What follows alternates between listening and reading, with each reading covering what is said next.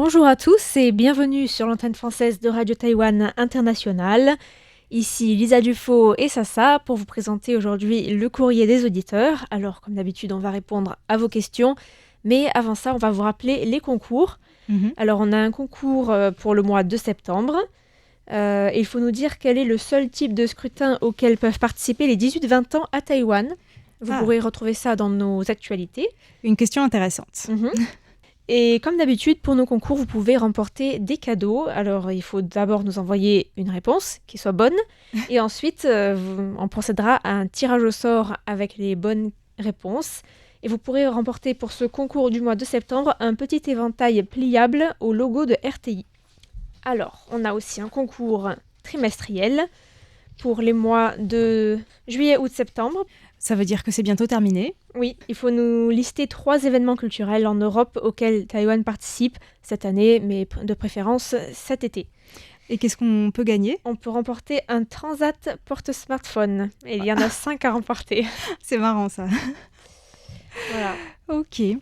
Peut-être qu'avant de passer aux salutations et aux diverses questions, je voulais rebondir sur un petit commentaire que Danielle Villon nous a envoyé à propos du site internet. Oui, elle nous a indiqué que le site n'était pas très ergonomique, en fait, notre nouveau site internet, qu'il était difficile de retrouver une émission précise dans l'historique et que du coup, la page d'accueil n'est pas très claire avec aussi trop d'informations sur les actualités. Donc, merci beaucoup en tout cas de nous faire remonter tous ces feedbacks, toutes ces impressions, parce que ça nous permet aussi d'essayer d'améliorer le site. Nous sommes au courant et nous pensons la même chose de ce site. Tout à fait, mais en fait, les retours des auditeurs et des auditrices, ça a plus de poids aussi, oui, tout à fait. quand même, que si c'est nous simplement qui allons... Oui, pour la direction, pour essayer de... Tout à fait. De demander des changements. Oui. Tout à fait. Donc, voilà, si vous voyez des choses qui ne vont pas très bien, n'hésitez pas à nous les signaler. Et je voulais quand même donner un petit conseil à Danielle Villon, parce que nous aussi, figurez-vous qu'on a eu du mal à trouver nos propres émissions sur le site, en fait. Parce que, en fait, il est organisé d'une manière un peu bizarre parfois, c'est-à-dire qu'il met en valeur les émissions du jour, mais pour trouver les autres émissions, c'est pas toujours facile. C'est très dur même. Il y a un petit truc pour le faire. Dans l'onglet émissions, et ensuite grille des programmes. Et dans grille des programmes, vous avez les émissions par jour. Donc, si vous savez que l'émission que vous cherchez, telle ou telle émission, c'est tel jour, vous pouvez aller sur le jour. Et là, vous aurez toutes les émissions de ce jour-là. Et il y a des émissions qui n'ont pas de jour attitré, par exemple au micro de RTI. Et là, elles sont dans la catégorie plus. On peut aussi faire des recherches par catégorie, mais c'est pas évident. Voilà, en tout cas, merci beaucoup et on espère que ça va s'améliorer quand même au fur et à mesure. Oui, et on en profite pour saluer des auditeurs qui nous ont écrit, et notamment Farid Boumechal et Nagmouchi Noari qui nous écrivent d'Algérie, ou encore Peter Kosterma qui nous écrit d'Helsinki en Finlande. Waouh, c'est la première fois, non ? Oui, je crois, ouais. Fabrizio Savini qui nous écrit d'Italie. Et Gilbert Dupont de France et Roman Pankov de Sofia en Bulgarie. On a aussi Philippe Marsan qui nous a écrit de Biganos et Anand Mohan de Chhattisgarh en Inde. J'ai regardé sur Google Maps, c'est juste à côté du Bangladesh. D'accord. Donc on le salue. Et on a aussi Priya Kumari qui nous écrit de l'état du Bihar en Inde. Et Nicolas Pénarin de Ladenerne en France. J'ai aussi regardé sur Google Maps. C'est un magnifique village en Bretagne. Wow. Oh là là, qu'est-ce que c'est beau. Ça m'a donné trop envie d'aller voir. On a aussi Thomas Beg qui nous écrit de Bolène en France et Achal Yadav du Bihar également en Inde. On a aussi des auditeurs d'Espagne, Paco Cubo de Barcelone ou encore Juan Franco Crespo. Et encore en Italie, Ciro Albanese à Palerme en Italie et Guy Lelouet en France. Et on a aussi des auditeurs d'Allemagne, par exemple Sigman Baubert. Et on a aussi une auditrice du Japon, Atsuhiko Takezawa, qui nous écrit de Nagoya. On remercie également Daphné Arendt, qui nous écrit de Marseille. Et Mohamed Akil Bashir, qui nous écrit de Jang, au Pakistan. On a fait le tour du monde, là, pratiquement. Vraiment le tour du monde. Et j'ai oublié encore Laurent Martin de Fougue en France, Étienne Sertine de Belgique, et Siddhartha Bhattacharjee en Inde, et enfin Olaf Nord en Allemagne à Schwangau. qui est le lieu de ses vacances d'été. J'ai aussi regardé sur Google Maps, c'est très beau. C'est là où il y a le château de la Belle au Bois dormant. Ah. Je connaissais pas, mais voilà. D'accord. Des fois, je regarde et ça me donne vraiment envie de voyager, de voir où les éditeurs habitent. Mhm. Voilà, donc on les remercie tous. Et on va passer maintenant aux questions. Première question de Jacques Augustin, par exemple, Mhm. qui réagissait aux cérémonies sur le 80e anniversaire de la capitulation du Japon, qui ont été nombreuses en Asie. Il a aussi écouté un reportage sur les morts taïwanais de la Deuxième Guerre sino-japonaise et de la Deuxième Guerre mondiale. Et il se demandait si les femmes avaient été actives pendant la Seconde Guerre mondiale et si Taïwan avait connu l'équivalent du Conseil national de la résistance contre le nazisme en France face au Japon. Alors tout d'abord, il faut expliquer que le contexte a été très différent à Taïwan et dans la région pendant la Seconde Guerre mondiale. Donc d'abord, la date choisie pour marquer le début de la Seconde Guerre mondiale en Asie fait encore l'objet de débats parmi les historiens, mais on retient généralement la date de 1937. Parce qu'en fait, le Japon avait déjà envahi la Mandchourie en 1931, puis le reste de la Chine à partir de 1937. Mais la plupart des historiens considèrent comme point de départ de cette Seconde Guerre mondiale, de cette Seconde Guerre sino-japonaise, l'incident du pont Marco Polo le 7 juillet 1937, un incident que le Japon va utiliser comme prétexte pour engager en fait les hostilités qui vont ensuite évoluer en conflit plus généralisé. Et ensuite, en 1941, suite au refus du Japon de se retirer de l'Indochine française et de la Chine, sauf le Manchukuo, les États-Unis ont imposé un embargo sur le pétrole et le Japon a réagi en préparant l'attaque de Pearl Harbor. Et donc après, c'est le début de la guerre du Pacifique. Et il y a aussi l'invasion de l'Asie du Sud-Est par le Japon.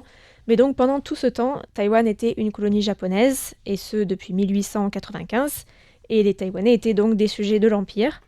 Et avec le déclenchement de la guerre sino-japonaise en 1937, l'Empire japonais a lancé une politique d'assimilation sociale et culturelle, Kominka, sur toute l'île, pour affermir les liens entre le Japon et sa colonie.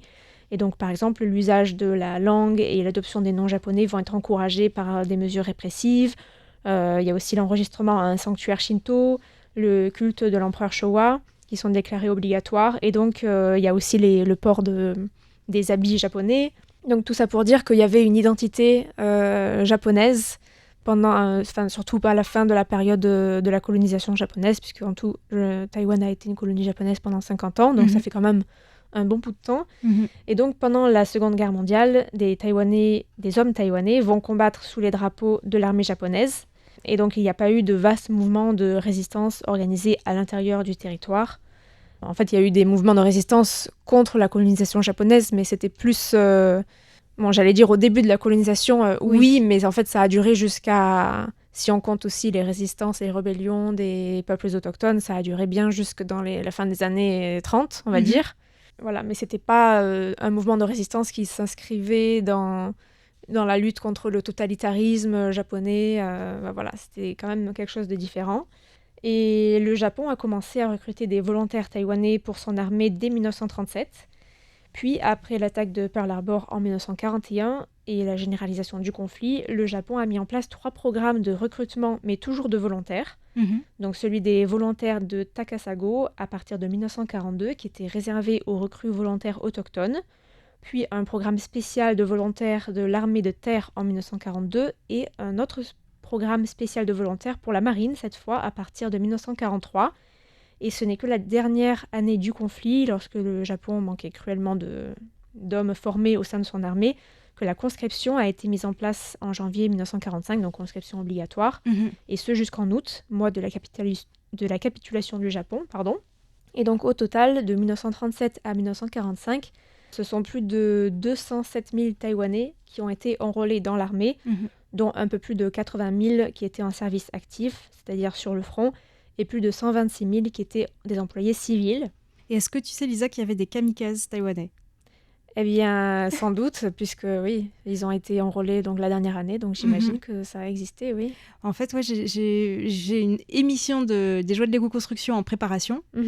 J'ai pas encore fait le montage parce qu'il y a beaucoup de traductions, mais j'ai été visiter un ancien village militaire de garnison donc de la période du Kuomintang, donc de la République de Chine après la Seconde Guerre mondiale. Mais en creusant un petit peu l'histoire de ce lieu, au départ c'était un lieu de l'armée japonaise et puis il y avait un endroit qui était réservé au logement des équipes de kamikazes taïwanais. Et du coup, j'ai été étonnée parce que je ne savais pas qu'il y avait aussi cette histoire qui avait touché Taïwan. C'était quel village ? Huwei, dans le comté de Yunlin, pardon. Eh bien, j'avais aussi fait l'année dernière une émission sur un documentaire From Island to Island qui évoquait aussi la participation des Japonais au nettoyage ethnique de l'armée japonaise en Asie du Sud-Est. Tu veux dire des Taïwanais ? Donc, des Taïwanais, pardon. Des Taïwanais ? Oui, des Taïwanais. Et c'était une participation qui est souvent niée et qui est tue parce que souvent les Taïwanais, déjà, ils ne voulaient pas admettre qu'ils avaient participé et aussi, ils n'arrivaient pas à admettre aussi que l'armée japonaise ait pu commettre des atrocités comme ça. Donc, c'était assez... intéressant aussi parce que je n'avais pas imaginé justement que... On s'imagine que comme les Taïwanais étaient colonisés pendant la période japonaise, on a du mal à comprendre qu'en fait c'était une situation un petit peu plus complexe, tout à fait. un peu plus grise on va dire. Ce qu'on peut dire du rôle des femmes taïwanaises pendant l'effort de guerre, c'est la question de Jacques Augustin. Donc comme dans de nombreux pays qui ont participé au conflit mondial, les femmes ont remplacé les hommes mobilisés dans les champs mais aussi dans les usines pour soutenir l'effort de guerre. Et il ne faut pas non plus oublier leur rôle dans la vie quotidienne, puisque les femmes dont les membres masculins de leur famille avaient été mobilisés ont dû prendre en charge les enfants et le reste des charges familiales seules, ou avec moins de monde, moins d'aide, et aussi assurer le ravitaillement et les soins. Donc, les femmes n'ont pas été concernées par la conscription, mais leur sort a été on ne peut plus tragique, puisque l'armée japonaise a recruté au total plus de 200 000 femmes coréennes, chinoises, taïwanaises, philippines, et d'autres nationalités en tant qu'esclaves sexuelles pour son armée. Et on a déjà parlé à plusieurs reprises de l'histoire et de la mémoire de ces femmes, notamment à travers le musée Hama, situé à Taipei, qui est dédié à leur mémoire. Et si ça vous intéresse, vous pouvez aller écouter ces émissions sur notre site. Sur notre ancien site, je pense. Oui. Et à Taïwan, on peut préciser, ce sont environ 2000 filles et femmes taïwanaises âgées entre 13 et 34 ans qui ont été réduites en esclavage par l'armée japonaise et donc violées quasi quotidiennement par les militaires.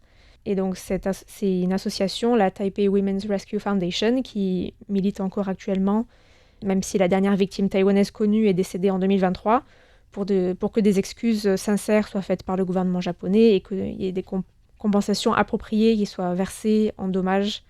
Voilà, donc c'est un combat qui est d'ailleurs mené pas seulement à Taïwan, mais en Corée du Sud, aux Philippines, partout où l'armée japonaise a recruté des femmes pour ça, quoi. Ouais. En tout cas, merci beaucoup à Jacques Augustin pour sa question. Ça nous a permis de découvrir des choses sur cette page assez sombre de l'histoire. Nous allons passer à une question de Paul Jamet sur un sujet plus récent, puisqu'il nous a envoyé une traduction d'un article, je crois, du magazine Commonwealth, mais qui avait aussi été repris par Courrier International, sur la Chine qui envahit, entre guillemets, Taïwan avec une armée de voitures électriques ultra compétitives. En fait, on en avait parlé effectivement dans les actualités taïwanaises sur RTI, de l'entreprise chinoise BYD, je ne sais pas trop comment ça se prononce, un géant chinois du véhicule électrique qui tente de pénétrer le marché taïwanais par le biais de sa marque Denza, qui est distribuée par un groupe hongkongais, Sphere, et qui fabrique les voitures en Thaïlande. Bref, la mondialisation, quoi. Et bien que Taïwan soit un marché assez réduit quand même pour les véhicules électriques, cette stratégie a une portée géopolitique, symbolique, même politique tout simplement, puisque BYD exploite une zone grise législative. En fait, Taïwan interdit l'importation de voitures électriques chinoises, mais là, elles sont fabriquées en Thaïlande. Donc en fait, elles sont importées de la Thaïlande. Donc voilà, c'est une espèce de zone grise dont profite peut-être la Chine. Paul Jamet faisait remarquer qu'il y a des risques bien sûr économiques, aussi politiques, une sorte bon, c'est un petit peu tiré par les cheveux, mais on en reparlera tout à l'heure, une sorte invasion douce, entre guillemets, de Taïwan par les voitures électriques. Et surtout, la Chine a un grand avantage compétitif parce que BYD domine les batteries avec 60% du marché mondial et la Chine concentre énormément de terres rares qui sont nécessaires à la fabrication des batteries pour les voitures électriques. Donc la question de Paul Jamet, c'était est-ce qu'il y a une stratégie politique de Pékin qui se cache derrière ça? Est-ce que la Chine aurait décidé d'opter pour des techniques entre guillemets douces pour ramener entre guillemets Taïwan dans son giron? Alors, c'est pas la première fois que la Chine a recours à ce genre de technique. C'est un petit peu la politique de la carotte et du bâton.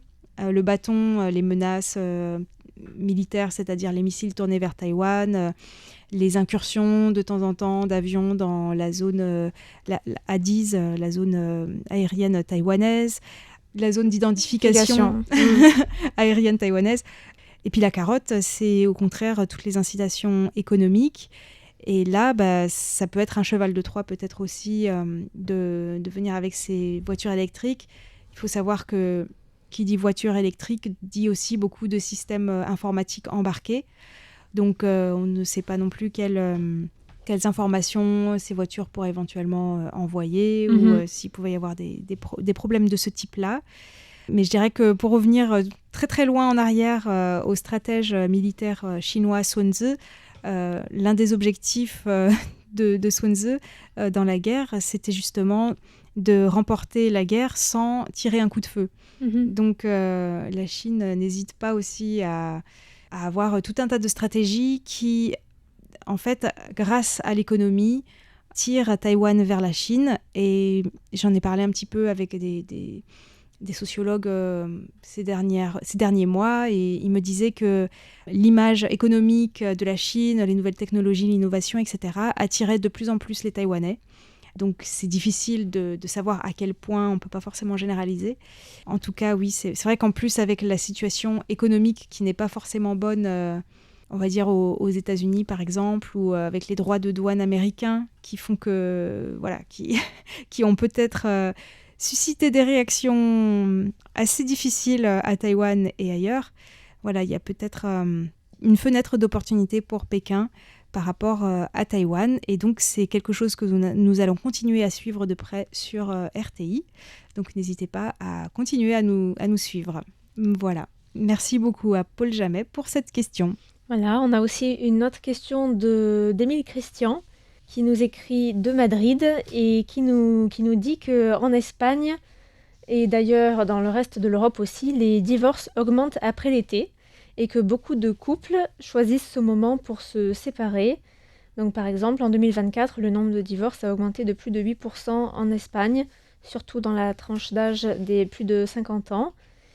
Et donc, il se demandait s'il y avait ce genre de phénomène aussi à Taïwan, s'il y avait une augmentation du nombre de divorces après l'été ou après certaines périodes de vacances.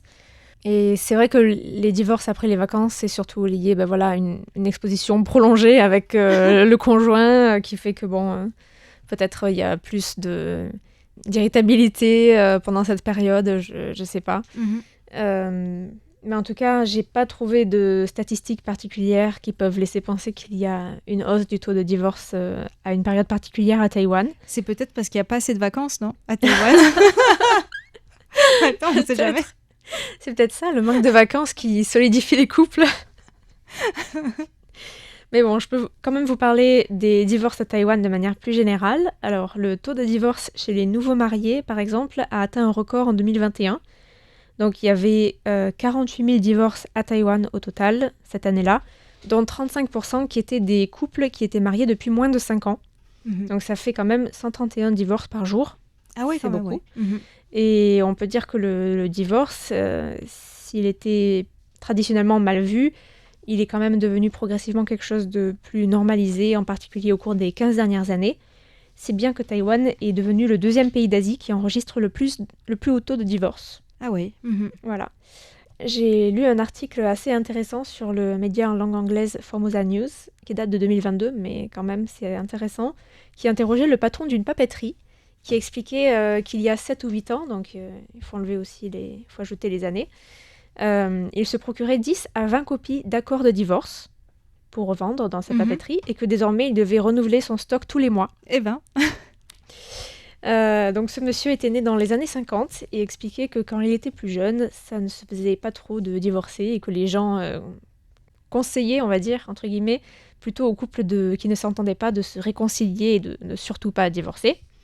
Et il a aussi expliqué que la première fois le vendeur de ses contrats, le fournisseur, était apparu dans son magasin, il était choqué, que ce soit ça y est, on est arrivé à une ère où c'est possible de vendre ce genre de contrat, mais oh là là, qu'est-ce qui se passe? Et maintenant, ça se vend comme des petits pains, entre voilà, guillemets. c'est ça. Oh, pardon. Et donc, au début, ce vendeur raconte toujours que les gens qui achetaient ces formulaires, ces contrats, faisaient profil bas, on sentait qu'ils avaient honte. Et même le papetier lui-même se sentait coupable en les vendant.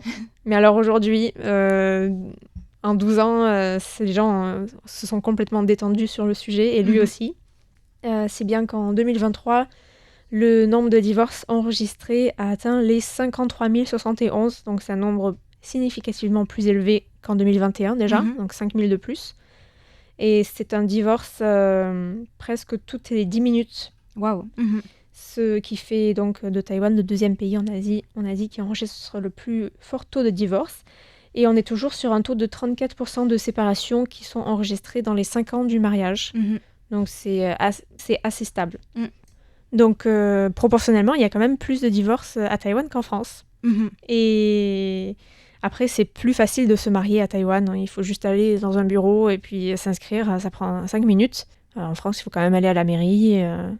Merci beaucoup de ces éclaircissements. D'ailleurs, j'ai déjà assisté à un mariage, à la signature d'un contrat de mariage sur le sol d'un appartement à Taipei. Comme ça, ils avaient décidé dans la journée, tiens, ils avaient besoin d'un témoin, ils avaient appelé quelqu'un, un ami à moi, et puis on est allé faire les témoins. C'était vraiment... Ouais, c'est assez différent que par rapport à la France, alors. Ça dépend des couples, sans doute. Mais... Ouais, mais en France, il faut quand même aller à la mairie, prendre rendez-vous, publier les bans, machin, c'est compliqué. Hein. Ouais. Donc peut-être que voilà, c'est plus facile de se marier, mais c'est aussi plus facile de divorcer. Merci beaucoup pour cette question, qui était une question de... Émile Christian. Ok. Qu'on remercie. Alors, on repasse à une question de Jacques-Augustin. Elle date un petit peu du 25 juin, mais je l'avais gardée bien au chaud, parce que j'avais une émission qui allait sortir à ce sujet. Donc, il nous demande, à propos de la présence de Taïwan au 10e anniversaire des accords de Paris sur le climat, si Taïwan a les moyens de respecter ses objectifs sur la réduction des émissions de gaz à effet de serre dans un pays qui est tellement industrialisé. Alors en fait, j'avais fait toute une série sur la décroissance, une série de décryptages qu'il peut retrouver, dont le dernier était cette semaine justement. Mais avant de parler de la décroissance, j'ai parlé de la croissance verte, le mantra des politiques actuellement à travers le monde, avec les deux piliers que sont les énergies renouvelables et la décarbonation de l'économie. Et en fait, donc Taïwan, comme la France et la plupart des pays occidentaux, a un objectif de net zéro en 2050. Et c'est très intéressant parce qu'il y a quelques années, on parlait de neutralité carbone. Eh bien, on ne parle plus de neutralité carbone maintenant, mais de net zéro. Qu'est-ce que c'est la différence? Eh bien, il y a une différence entre le net et le brut. C'est justement Alex Hong de Wild at Heart Legal Defense Association qui m'en a parlé. Et je remettrai le lien vers cette émission si vous avez envie d'avoir plus de détails. En fait, la neutralité carbone, ça pourrait éventuellement vouloir dire qu'on n'émet plus de carbone. Mais la neutralité entre guillemets, enfin le net zéro, c'est déjà en fait une faille qu'on creuse parce que ça signifie en réalité que les émissions de gaz à effet de serre sont toujours possibles du moment que c'est compensé par d'autres secteurs, par exemple la capture du carbone ou les puits de carbone.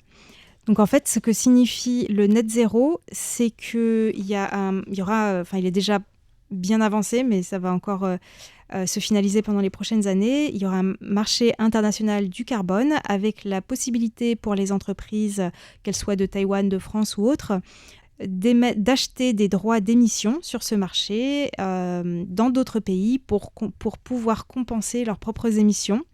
Donc, certes, au niveau national, en fait, ça peut éventuellement se traduire par une baisse des émissions, mais au niveau planétaire, ça n'a pas de sens en réalité. Et il mentionnait aussi le fait que certaines forêts qui sont déjà existantes sont mentionnées comme crédit carbone, alors qu'en fait, si on veut vraiment être logique, il ne faudrait compter que les nouvelles forêts qu'on plante. Et en plus, si on plante comme la plupart du temps de la monoculture, pour en plus après le raser pour exploiter le bois, c'est pas vraiment des puits de carbone. Donc il y a énormément de lacunes, notamment aussi le gouvernement taïwanais table sur les technologies de capture du carbone, CCUS. Le gouvernement estime que 30% des émissions de gaz à effet de serre de Taïwan pourront être capturées grâce à ces technologies, mais pour l'instant c'est que du vide. Il n'y a absolument aucune technologie qui est mature dans ce domaine-là. Et donc, Alex Rong, qui est chercheur donc, dans cette association, a constaté que des réunions avec le gouvernement auxquelles il a participé, il a eu le sentiment que le réel objectif n'était pas tant de réduire les émissions de gaz à effet de serre, mais plutôt de se conformer aux tendances internationales. Et à ce titre, l'Union européenne, en fait, c'est l'institution qui place le plus de normes. Par exemple, grâce au mécanisme d'ajustement carbone aux frontières de l'Union européenne. Et donc, il a pu constater qu'au départ, le gouvernement taïwanais mettait beaucoup la pression pour avoir une redevance carbone très rapidement pour pouvoir s'adapter à ce mécanisme européen. Puis finalement, il a été reporté. Et du coup, le gouvernement taïwanais s'est un petit peu, a moins mis la pression, du coup, à dire finalement, on pourra le faire plus tard, etc. En tout cas, c'est pour ces raisons-là et d'autres qui sont aussi mentionnées dans l'émission que je me suis permis un titre un petit peu humoristique quand même pour cette émission. Je l'avais intitulée « Zéro émission nette en attendant Godot ». J'avais trouvé ça rigolo, quoi. Et sinon, la plupart des ONG environnementales à Taïwan constatent que le montant de la redevance carbone est vraiment très très bas à Taïwan et que ça aura pratiquement aucun impact concret sur les entreprises. En tout cas, on constate qu'avec cet objectif de zéro émission nette et la mise en place d'une tarification du carbone, ça pousse encore plus loin la tendance à la marchandisation de la nature, avec l'argent comme référence. Et je terminerai peut-être avec ça, en fait, une citation d'Albert Einstein qui dit qu'on ne peut pas résoudre un problème avec le même type de pensée que celui qui l'a créé. Donc, réfléchissons à comment essayer de trouver d'autres moyens, et notamment peut-être ne pas que réfléchir à la question du carbone, mais aussi à la question de la biodiversité, parce que parfois les solutions proposées pour réduire les émissions de carbone, en fait, ont un impact négatif sur la biodiversité, alors qu'on est quand même dans la 6e grande extinction de masse des espèces, et que si on prenait le problème dans l'autre sens, si notre priorité c'était de préserver la biodiversité, les mesures qu'on prendrait probablement seraient aussi bénéfiques au niveau du climat. Mais bon, c'est beaucoup plus difficile parce que ça nécessite de changer un peu notre mode de vie notamment. Mais voilà. Voilà, donc c'est là-dessus qu'on va terminer ce courrier des auditeurs. Merci encore pour toutes vos questions. Et on vous dit à la semaine prochaine. Voilà, c'était Sasa et Lisa pour Radio Taïwan International. À bientôt. À bientôt.